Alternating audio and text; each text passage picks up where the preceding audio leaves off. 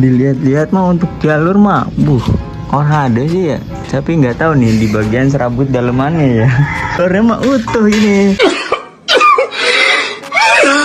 Udah dibudel-budel ini, buset. You feel like a man.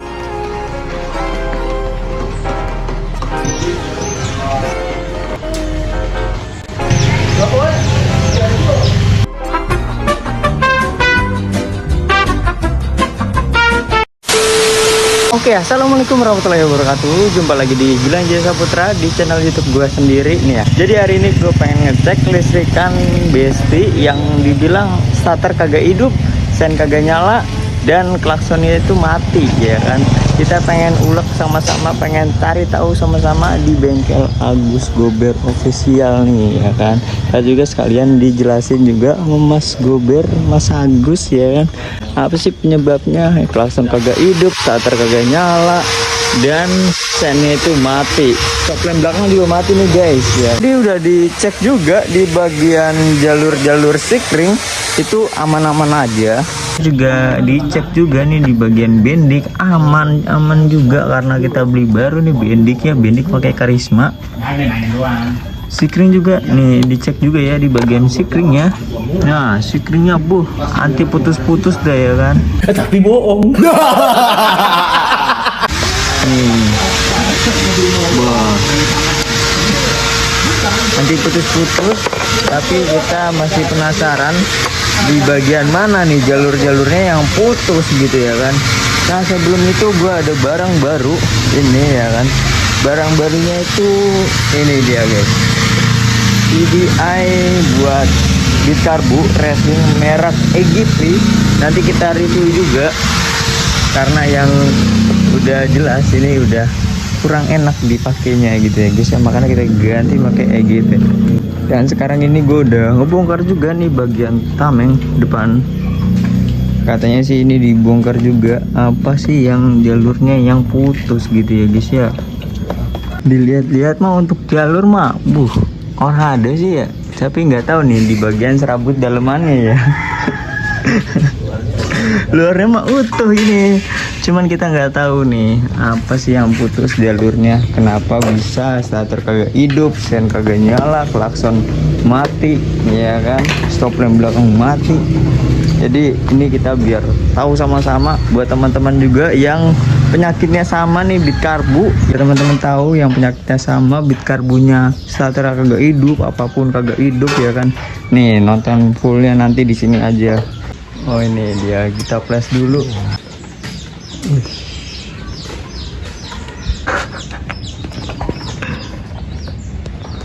Saya sampai karat berkarat ini.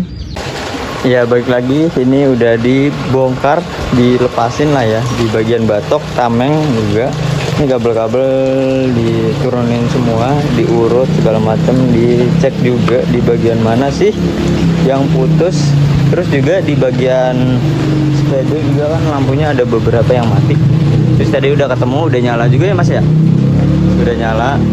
Ini bagian lampu spedol udah nyala. Ini juga ntar rencananya gue pengen ngebenerin jarum bensinnya juga nih. Jarum bensinnya mati. Kalau misalnya jarum bensin mati kenapa mas?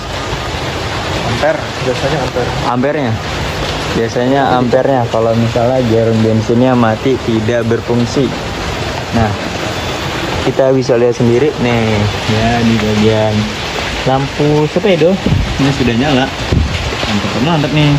Nah ini udah kelar ya, lampu sepeda udah nyala segala macam. Tadi apa aja mas yang dibilang putusnya? Ya tadi penyebabnya itu sebetulnya saklar-saklarnya yang sudah error. Ini saklarnya nggak asli. Nah jadi banyak jamur sudah dibersihkan. Terus kabelnya dirapi-rapikan karena kabel-kabelnya rawan kalau misalkan kena bodi, kena masa itu bisa terjadi kebakaran. Jadi pada intinya untuk kabel-kabelnya sendiri tidak ada masalah, hanya saklar-saklarnya aja. Oh saklarnya doang guys gitu. Oke paham. Jadi gini ya guys ya, buat teman-teman yang masih belum paham, tadi dijelasin sendiri sama Mas Agus sendiri ya kan.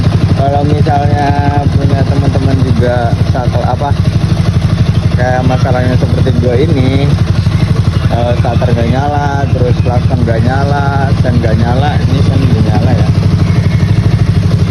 Sen udah nyala, cuman tameng doang kita belum pasang. Klakson juga udah nyala.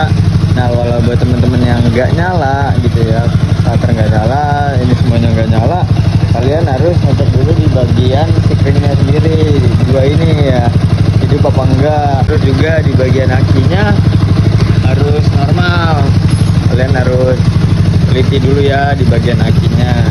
Nah, lanjut lagi, kalau misalnya itu sudah nyala, ini aman gitu ya untuk jalur-jalurnya, ya tinggal pindah ke bagian sininya gitu guys.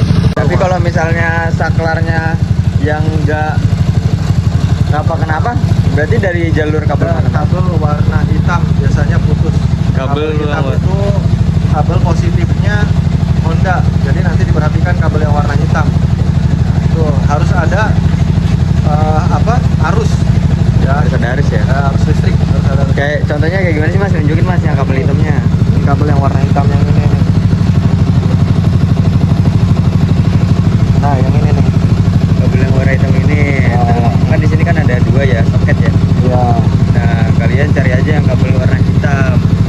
sama di leher. Biasanya yang sering putus leher sebelah. Namanya di bagian leher ini berarti dibelah aja ya.